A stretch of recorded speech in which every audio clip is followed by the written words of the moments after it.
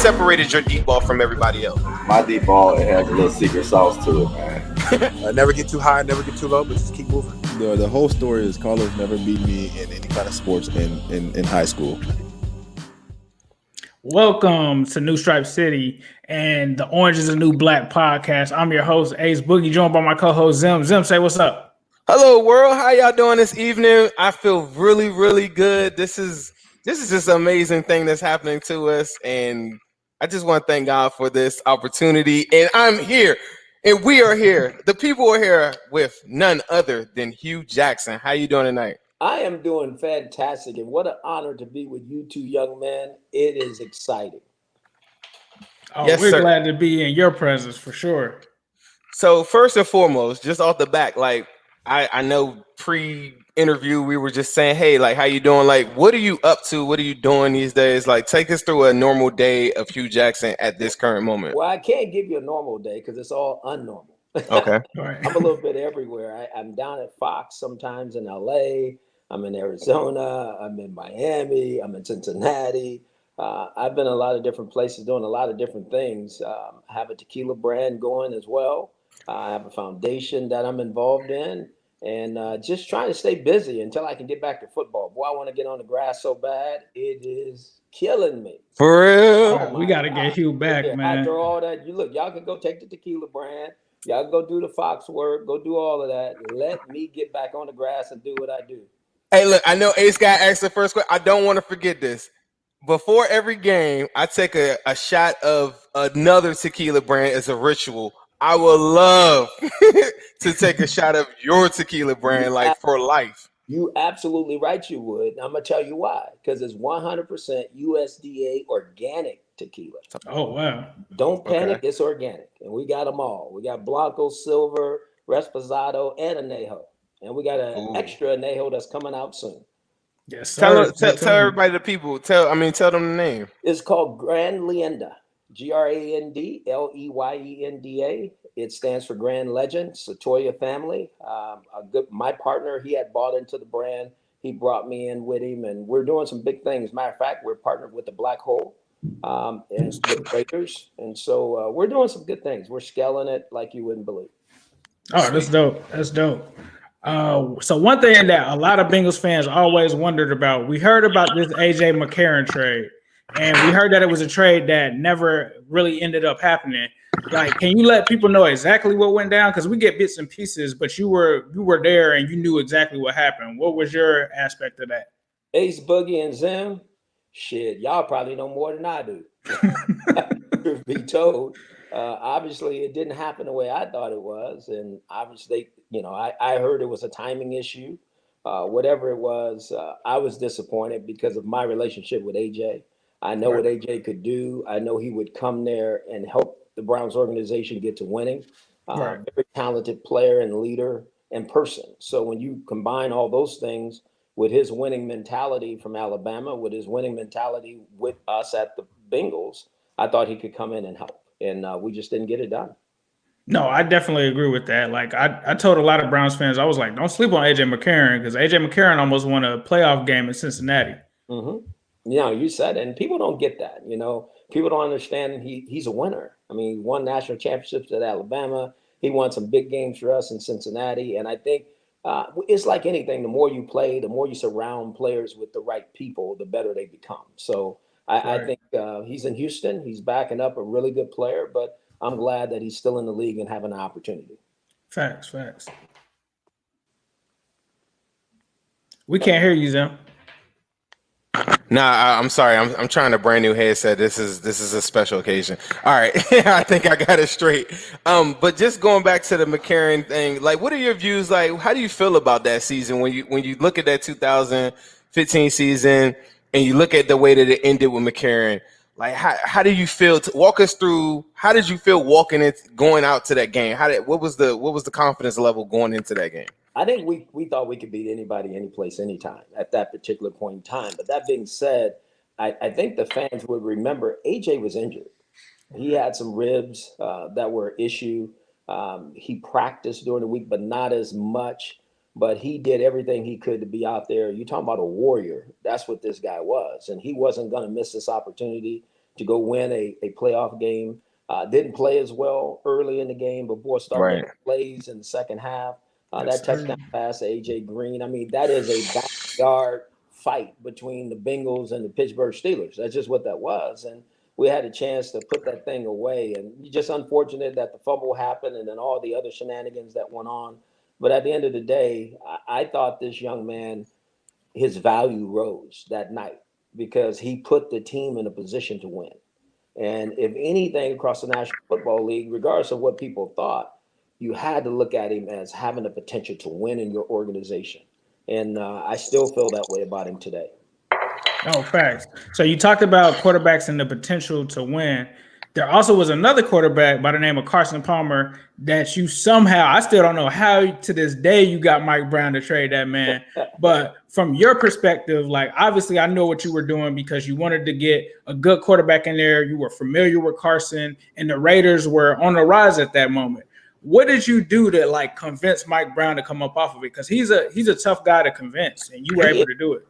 He is, but Mike Brown's also fair, and I think he knew that probably Carson wasn't going to come back. Why not get something for him? He was allowing him to come to somebody that Mike knew and Carson knew. So, and it was out of the division, and so I think all those things you add together, and I think Mike wanted to see me do well, Right. So, and I have to be very honest, it wasn't me that did the trade. Mark Brown, Mr. Davis did the trade, not myself, and everybody think it was me. Was I the one that made the call to Carson? Yeah. But Mark Davis, when he went and watched Carson work out, he goes, we got to have this guy. This guy can help us win games. And so, again, here's another guy that rolled out of the bed that gave us a chance to make the playoffs. We just didn't get it done. Right. I mean, it's do you like when you think about stuff like that or you talk about like different moments like that, do you have any regrets or any things that you pinpoint that you just say, I wish I could take this back or I got a different move that I would have did at that time period? Oh my gosh, yes. There's so many things that Give me your top ones that you my just top one is leaving Cincinnati to go to Cleveland. Okay. That was the top one. That's the top one. I mean, I was with a really good football team, with a good quarterback who had won a lot of games, very talented players on offense. Andrew Whitworth, I hope if I would have stayed, I could have convinced the organization Right. to keep him Right. because he was a catalyst for a lot of things that we were doing. And he was a tremendous player. And I thought that it was the right time for me because I think everybody knows me and Marvin's relationship. I didn't want Marvin feeling like I was ever undercutting him because our friendship is more important than a job. And Right. so at the time there was discussions about me potentially staying.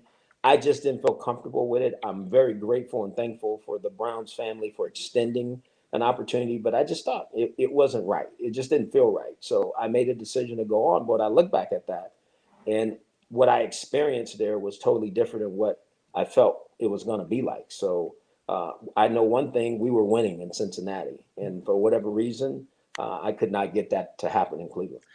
Don't you think a lot of times though, and I know this happened to a couple of players that said they left and they came back. Do you feel like sometimes though people kind of get you get confident in yourself and then you find yourself in a situation where you're trying to resurrect like a situation like the Brown situation, and I believed in you, and I think a lot of people believed in you. Facts. But sometimes, like maybe the people around you just aren't as passionate, or maybe they don't have your best interests, or like what are some of these factors that? Why do you think that you didn't succeed in Cleveland like Well, I thought you would? thank you. I appreciate that. I'm not gonna do a deep dive into that. What I would say to anybody is just go look at the roster, and just go look at 2016 and 2017's roster, and when I was a winning coach, whether it was in Oakland or in Cincinnati, it's because we had good players at the end of the day. Right. Yes, the guys that played for me in Cleveland, but I mean, if you go back and look, Terrell Pryor was my receiver. He had over 1,000 yards. Right. I mean, you just go evaluate it all, and you'll go, oh, wait a minute, that is different. So, again, I'm grateful for the opportunity. A lot of people don't get them. It was my second opportunity, but at the same time, boy, I wish I would have did that different. Right. So you kind of talked about it was kind of like an undercutting thing in Cincinnati with Marvin there. They kind of talked about a coach and waiting position. It kind of came out like right before you left that the Bengals kind of offered you a coaching waiting thing. But I also saw somewhere where it wasn't officially in writing or it wasn't an official deal. A lot of the fans, mind you, there were two coaches, I would say, in Bengals history that we always wanted to kind of assume that coach and waiting position. You definitely, we all wanted you to take over after Marvin and Mike Zimmer. Was the coach and waiting thing a legit thing, or was it just a story being thrown on out there? No, it was legit. There's no question it was legit. You were right in some aspects. There were some things that didn't get ironed out, but more so than that, and I share this because I've already shared it before. When I went to that meeting, I watched two men who had great admiration for each other basically lose themselves a bit. I mean, to watch two grown men cry about something that may happen 2 years down the line told me all I needed to know. I didn't want to break up what was an unbelievable relationship that, as we all know, lasted for 16, 17 years. Right. And there was something really behind that. And I didn't want to be the reason that was ending. I just didn't feel comfortable as a best friend. Again, I'm going to say it again. Marvin is not just a colleague. He's one of my best friends, a mentor. He's somebody I really appreciate. And I didn't want to lose that more so than go have a job. You know, so and I've seen that happen with men. You know, all of a sudden a man thinks you're doing something behind his back, like you're getting ready for something. And I didn't think that was fair when I had a chance to go get my own job. You know? So I look back on that and I wish I had that kind of relationship with an owner. You know, and I believe every coach in the National Football League believed they had that kind of relationship with an owner because the relationship they had was very special. Wow, that's some deep stuff because people were sending in questions before we even had this and just were like, man, just ask them about like the plan that they had in place or whatever. So I guess like it was some stuff in place for you or whatever, and it was. There's no doubt that it was. Oh, I lost him for a second. He'll be back.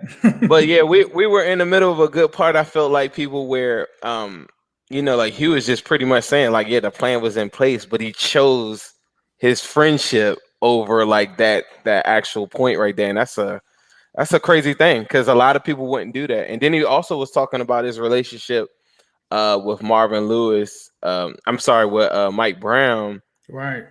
And then I guess, my next question is like, okay, so I guess it wasn't as strong when it was time for the interview. Yeah, it seems to me like Marvin Lewis and Mike Brown had a very strong relationship. It definitely seemed like something that they wanted to work out. But like he said, in 2 years, so he knew back then, 2 years, it was going to be a transition and a changing of the guard. And yeah, that was definitely going to lead into the question that we kind of hinted at a little bit. But I've enjoyed this like so far. Like he was an amazing person. This is a good one. If you're in here and you're asking questions, man, make sure you keep them coming because I am going to pop off some of these things because I feel like he feels very relaxed. Don't panic. It's organic. Let's do some shout outs to some of the people here in the chat. Right. If you're listening right now on the pod, so we're doing this live, people. So we had a little bit of or Hugh accidentally did something. He's lit. And he knocked himself off the internet while we're waiting for him to come through. We just want to give you some shout outs. So if you're listening to this on the Orange is the New Black podcast, make sure you keep on tuning in with us. We got new theme music, which I'm really hype about. I know that's a small thing, but I'm just really, really onto my music stuff. So shout out to Elliot. Shout out to Ryan. Ryan told me the other day, you know what he said to me? I thought this was so important. He said, bro, y'all got to show Tyler Boyd more love. Because he is now a top 10 wide receiver. So Hugh, we got you back. I apologize. I don't know what happened. I don't know if there was. It's all good. All good. Nobody went anywhere. Everybody's like, man, we loving it. One thing I wanted to follow up. This was just 20 seconds ago, but you were just talking about the relationship with Marvin Lewis and how it was with Mike Brown, and you wish you had that, or you wish you had a relationship with an owner like that. Do you think that you thought that maybe the relationship was stronger when you came back for the interview for the head coaching job for what is currently, the current Bengals, thing now. Did you feel really good going into that interview? I did. I felt good about it, but I understood what I was fighting too. And I think what their concern was, and I'm not trying to answer for them, just what I've heard is just that you take the record in Cleveland, that's hard to sell here in Cincinnati. Right. I get that. I do understand that and respect it. But at the same time, I think everybody knows the history in Cleveland with coaches. Right. It just doesn't work out. So it's hard to judge someone for what they did in Cleveland when it was like it was for Bill Belichick. It's just that's just the way it's been. But I do understand that, and they made a decision which they thought was right for them. So we had to ask you this, or I had to ask you this, man. AJ Green and the 2015 receivers, or the 2005 receivers with Chad, TJ, like who you taking? Who you taking between those? And he coached both of Mo, those. Marv. You had different roles though. Talk to answer the question first. Go ahead. Answer the question first. Can we move on from that? Nah, buddy. Let's get it. Chad, TJ, Chris Henry, Kelly Washington, Tad Perry, and that group with AJ Green, Marvin Jones, Mo Sanu, Andrew Hawkins, and that group. That's heat. I still got to go with Chad and TJ in that group. Okay. But those guys, they were different. And what I mean by that is you would have to have been there every day. Those guys had no stop whatsoever. I mean, they took scout team reps. They took whatever reps were available because they just love football. They never got tired. These receivers nowadays, all of a sudden, they run a couple routes, they ready to come out. Them dudes, I had to pull them out the game. That's how important it was to them. And you want guys like that. Not that today's guys, things have just changed a little bit. But at the same time, those guys were warriors, man. They were tremendous players. Do you look? I know you have to still. You said you're itching to get back out there. I know you follow the current Bengals. Coming into the season, one of the things that I've eaten crow on is I told everyone, and I said I don't think the team is that great. I think it's a 6-win football team. But one thing coming into the season is I said our wide receiver core is top 3 in the NFL.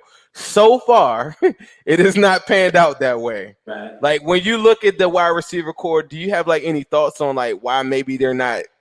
Like maybe I don't know. My expectations were really, really high. Like how do you look at the wide receiver core? Because you've seen a lot of really good players over the years play for the Bengals at that position. So I think that's the right way to feel. But I think this season, nobody knew exactly where AJ Green would be. He still hasn't hit his stride yet. I mean, everybody's looking to see, can he get back to being what he was before? Can he? I think he can, but I just think it's how you prepare him and get him ready to do that.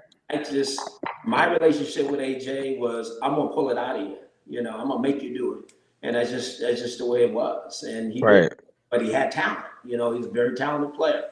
But you have to push very talented players, as you know. T. Higgins is a young player. I think he looks like Chad to me. He looks like a young Chad Johnson to me when I watch him play. Tyler Boyd is lighting it up. They need to get John Ross going, because inactive. Yeah, because there's something that he can bring to the team. The one thing, but he's inactive though. I know he has the speed, but is he inactive because he's injured or not part of? I just don't know. I don't understand the inner workings of it. I'm sure they're going to put the best players out there to give them the best chance to win. So, but again, he's a talented player, and so we drafted him high. So you got to find a way to make it work. And I kind of like it to Darius Hayward-Bay that I had in Oakland. Hayward-Bay was the 6th pick of the draft, and when I got there, hadn't caught very many balls. My last year with him, he caught 65 balls for 975 yards. So you just find a way, and I think that's what they need to do with John Ross. Right. So you kind of talked about getting another opportunity in the NFL, and it just seems like it's been an issue with them fixing the minority issue when it comes to getting minority head coaches. What are your thoughts on that, and what are things that they can actually do that aren't really like disrespectful or anything to kind of help that issue? It's a problem. I mean, nobody can run from that, right? I mean, we all recognize there's only been 18 minority head coaches in the 100-year history of the National Football League. And I'm grateful and thankful I've done it twice. And that's kind of unheard of. So that tells you that there's a problem. And I think the only way people can fix problems is you have to understand the problem first.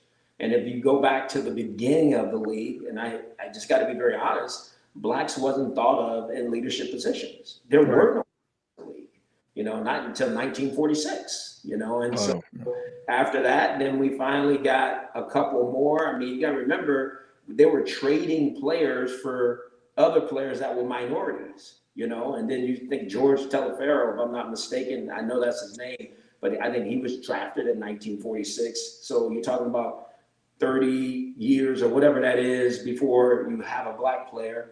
The first black coach is 60 or 70 years after that, and it goes on and on and on. So our starting point for minorities is different than our Caucasian brothers. So in my mind, the only way to treat this right, I made a statement to somebody because they mandated taking the head out of the game, right? Right. For CTE, which was the right thing to do. The National Football League has always been cutting edge, really trying to establish things, and they mandated it, and they waited for about 3 or 4 years, and the data told them that they were doing the right thing. So my thing is mandate the same thing when it comes to minority coaches. So if there are 4 positions, you have 2 Caucasian coaches, 2 of the minority coaches. Let's look back in 5 years and see where we are. We'll have some that's done really good. We'll have some that hasn't done as well. We have some that we're still trying to figure out, but you will have some data to look at and say, okay, this is where we need to go now. And I think that's the only way you fix it, in my opinion. I don't think there's any other way to fix it. Yeah, I was having a conversation with my friend because he was really strong, and this is just it's kind of on the same topic, but we were talking about Dwayne Haskins, and I made the comment to him. I said that's his only chance that he'll ever get at a starting quarterback. And he was like, "What do you mean?" I was like, "He's a black quarterback. I mean, like who, like moving forward, like." And I think me saying that kind of caught him off guard, but I just was like, just look at the history and stuff. A lot of coaches only get one shot. Being this color. A lot of quarterbacks only get one shot. We had Jeff Blake on here. He talked about like how he made the Pro Bowl. Then the following year they brought his replacement in. So like I just think there's that side of it. And then the side that you say, when I posed the question too, like on my Instagram and stuff, a lot of people say, well, we don't a lot of black people said this too.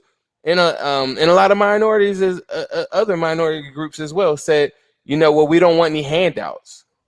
What do like? So when you say like giving 2 jobs to Caucasian brothers and 2 to our Caucasian brothers and 2 jobs to minorities, what do you say to the person that says that that would just be a handout? I don't think they'll think that's a handout. I think they'll think that's fair. I think where the handout part was coming from was when people were talking about the new things that they wanted to implement with the rooming rule. Right. And you'll get a job and we'll compensate the team with draft picks. Nobody wants to do that. You come in already, at a lower level than what you really go in at. People see you different.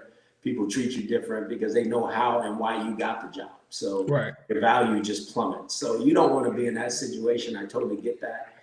We want to get what we earn and earn what we get. As we feel like we can compete with anybody if given opportunity. The problem is we don't get it. The hard part is 70% minority players in the league, and it's the total opposite when it comes to coaching. Right. It's 70% Caucasian league and 30% minority when it comes to coaches. And the positions that we coach are normally not positions that lead to bettering your career opportunity later. And that's what's hard. There's 2 quarterback coaches in all the National Football League today. There's only 2 GMs in all the National Football League today. There are 0 owners in the National Football League today. So you can see where the problem stems from. But go to college football, and it's really the same with more opportunities. So that's why I say this is a real deep-rooted problem that people have to really dive into and talk through and come up with real solutions. There need to be some empathy, a strategy, session put in place so people can really understand what's going on. For sure. No, that's real. I gotta ask you, man. Joe Burrow is the hottest topic right now on the streets. What are your thoughts about Joe Burrow? Man, let me coach that son. Get him. Real. He is everything that he was, and then some. When I watch him. His head coach is a good friend of mine, Ed Ogeron at LSU. We worked together at USC, and he had nothing but great things to say about the young man. But TJ Hushmanzada worked out with him and Jordan Palmer down in Southern California with T. Higgins and that group. And then to watch him play in the games that he's played, this dude is real. I mean, the guy can throw any football, any pass you need. He's competitive as heck. He's extremely bright. You can tell that. His football IQ is probably off the chart, and he's freaking tough. Yeah. Because he's taken a wallop, thus far, and they got to protect him better because he is the franchise. I mean, let's make no bone about that. In my mind, and don't get me wrong, Andy Dalton won a lot of games here in Cincinnati and knew how to do it and had a great supporting cast. But this young man is different. It's very different. You talked about him taking a big wallop, right? Taking some hits. There is a lot. The narrative, I hate that the narrative gets overran. Like, the line is trash, the line is trash, the line is trash. Like, outside looking in, could you go to the playoffs with this line? Do you think, I know that the line needs work, but do you see him sustaining his success in these first 4 games? Like, do you see an NFL career? Like, I feel like they neglected the offensive line. Like, I know that would probably be a point of emphasis. Maybe if you were a head coach, I'm not going to speak for you, but how bad is the line? That's my question. I'm not going to jump into that. I think we all know that there are some things that need to be better. Yes. That, and it probably hasn't been the same since Andrew Whitworth left. He was the pro left tackle, and you really haven't had one of those in a while. And now Jonah Williams is trying to become that. Not that he can't. Hopefully he will. But they haven't had the camaraderie up front with a group that you can settle in with and say, this group is good. So my first thought is they got to do everything they can to support Joe. How do I support Joe? Right now, we have comparable receivers. We need to make sure we have comparable protection, So I'm going to do everything I can to find anybody and everybody that can play on the offensive line and protect this guy, because I think if you do, he has demonstrated thus far that if you protect me, I will hit hands for you. I will score points for you. I will win for you. And if you have a quarterback that has that, man, you do everything you can to put him in a position where he can win. For sure. That's real. That's real. So I'm gonna make it hard on you again, Hugh. But this may bail you out for the statement earlier. Top 5 Bengals receivers that you coached. Chad, TJ. Okay. I wouldn't put them in an order. I'm just. Okay. No, this is an order. So no, I'm joking. I'm joking. AJ. That's crazy right there. That alone is just insane. Marvin Jones. Ooh, I like that one. And the 5th one for me would be, that's a hard one. There were a lot of them. Ooh. All right. I'm going to say for me, because he was special to my heart and an unbelievable player, was Chris Henry. Yes, sir. Chris Henry was a real deal. Man. It's another one of my times where I wish I would have stayed, because I had a way with him that I could get him to do certain things, for whatever the reason was. And then when I left, it just kind of went off the tracks a little bit. So God bless him. Tell us your, if you don't mind, tell us your favorite Chris Henry memory. Do you have a favorite story or anything that you would like to share with us? Any time that we were at a game and I could look at a corner and see that Chris could run by him, I was always just throwing him in the game. So I never forget we were in Chicago, and it was Tillman. And Charles Tillman was a corner. And the play before, TJ had ran a particular route, but I knew, I was saying to Brad, we need to go by this guy. So I put Chris in the game and took TJ out. Lord have mercy. Why did I do that? Now, TJ was pissed, but Chris was happy. The staff was happy because he ran right by Charles Tillman for a long touchdown pass, And I'll never forget that. And I never get Chris coming up to me and saying, thank you for showing me trust, because he knew I had 2 guys that I really trusted in, Chad, and TJ, and here I was thrusting him into that mode with those guys because he had something special. The guy could run a go ball, he can run a go route, and he can run a post route better than anybody I've ever seen. I mean, he was just phenomenal at those things, and we let him do what he did, and he was special at it. Man, I can't believe we're talking with the legend Hugh Jackson right now. It's crazy. I want to let you know how much love, Who Dey Nation, and respect that we have for you. I asked a question the other day. I said, within the last 20 years, name the best like play caller that the Bengals have ever had. And it was all Hugh Jackson. I was like, nobody, like it was Hugh Jackson and it was Jay Gruden, but it was all Hugh Jackson. So I just wanted to let you know how much love that the Bengals fans and Who Dey Nation has for you and how much respect we have for you as well. Well, thank you. And I want you to know I love them back. It was special for me in Cincinnati, and the players, the fans, the organization, the Browns family, they were great to me. And I can't thank them enough for what they did for me. Yeah, that's crazy. Yeah, like we talked about a lot of different topics so far already, but somebody actually popped up a question since you said you want to. Let's go into some of the fan stuff. I was going to ask the same question, but somebody said, Hugh, if you were head coach, what would you do to get AJ Green back? Mike McGilly said that. I think AJ Green knows me extremely well. I would be on him like fly on that other word. You know, I just the way talk to him. Call him. My own shit. That's just the way I am with him. Have you reached out to him anytime? No, when's the last time you talked to AJ Green? I don't think that's my place right now. You know, right.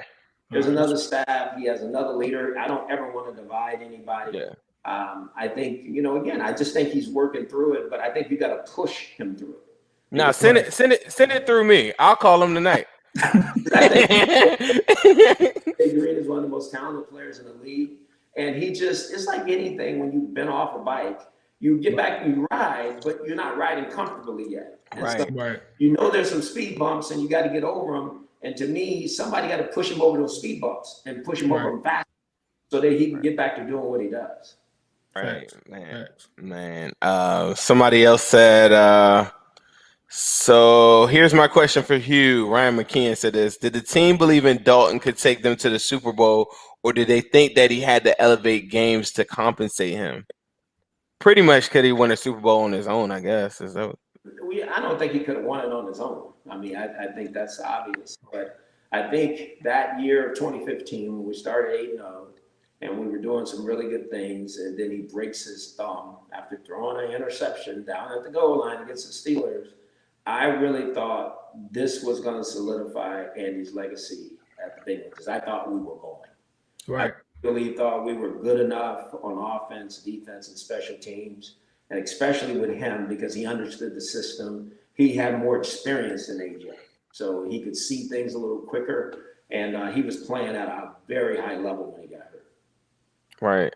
Like when I look at some of the stuff when they lining up, like me and Ace had it wasn't even a debate, but everybody was so used to us agreeing and stuff. So the other day, I'm just saying, before the season, I said it's going to be all on coaching, whatever. Then the season starts up, and I'm like, shoot, these players just going to have to make some plays.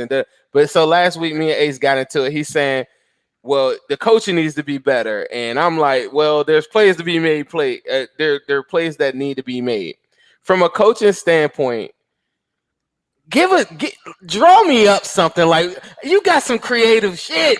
I just feel like so many people, and I know you don't want to overstep over anybody's toes, but you tell me how you would line them up. Like, tell me, I could send this stuff to them. Well, I'm gonna text AJ or something. Let me say this to you. What was hard for me is when I left Cincinnati. I think you guys remember, I was one of the most creative coaches in all of pro football. For sure. Sure. And I can't do what I do. You can only do what you do with the players you have. And so I think when I look at this team right now, Giovanni Bernard is one of my favorites. One of my favorites. I don't know. I know Trey Hopkins. He was a free agent when I was here before. But I know who AJ Green is. I know what runs Untitled Boy. They have a young tight end. I think is very talented. So I think there's enough stuff there to do Ross.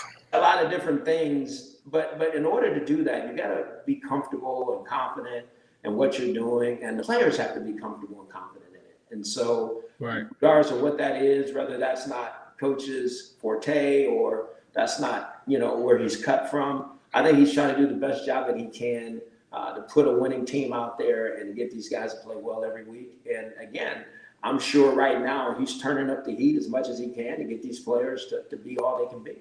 For sure. I was gonna read a bunch of questions, but everybody was just like, "Man, I want Hugh back." Like, I don't know if you see the comments, but they're just like, "Man, we need Hugh as a O coordinator." That's what prompted me to ask that question. Oh, yeah. I miss it. I'll say it again. I miss the Bengals fans tremendously because they were good to me, and hopefully I brought something to the table that they were excited about. And, definitely. That's no question. When I watch this young quarterback, they have the one piece that you better have to win in the National Football League. They right. He is the right guy at the right time in Cincinnati to do some great things. And if they support him over the next several years, he'll bring a championship here. I truly believe that. Hugh, do you know for the last 4 years, I would come on here, I would literally pull my hair out, all this crap for 4 years preaching quarterback. And everybody was like, why don't you just get a line and just do it the old fashioned way? I was like, yeah, that's cool and all. 2020, I need some points on the board. There was a lot of 3 and outs. I'm like, I just need a guy that's going to move the chains. And God just blessed me with this guy named Joe Burrow. And he came out the sky and he started delivering these footballs. And now you're here to verify all of my teachings. Because every single week I will come on here and I'm talking about we could win a game. And that no shot against Dalton. I'm just like, I like him, but we got to get this going. And I just think the quarterback position is just so it's the most important position in all of sports to me.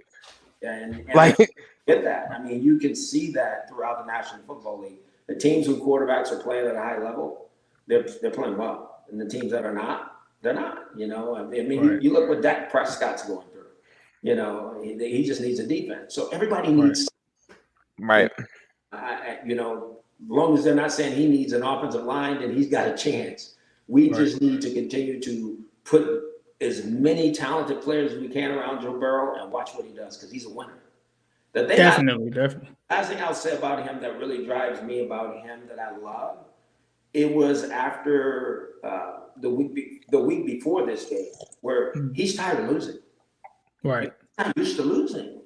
And you can't, and that's why I think it's so important for the organization. And I'm sure from Mike, Katie, Troy, Duke, all of them, they get it. When you have an alpha male like that and he can't win, that is hard.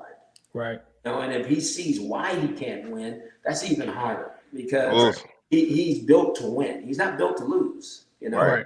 Nobody's really built to lose. What did you see from that press conference? Because me and Ace had a conversation off the thing. I said, man, when he came to this press conference before that week of the Jaguars, I said he didn't guarantee a victory, but it was a fire in his eye that was a little bit different. He was pissed after the game, but what did you see that just told you it was almost yeah, we got to get a win definitively. He wasn't losing anymore. That he was going to lose ever as he had to that week to make sure he got done.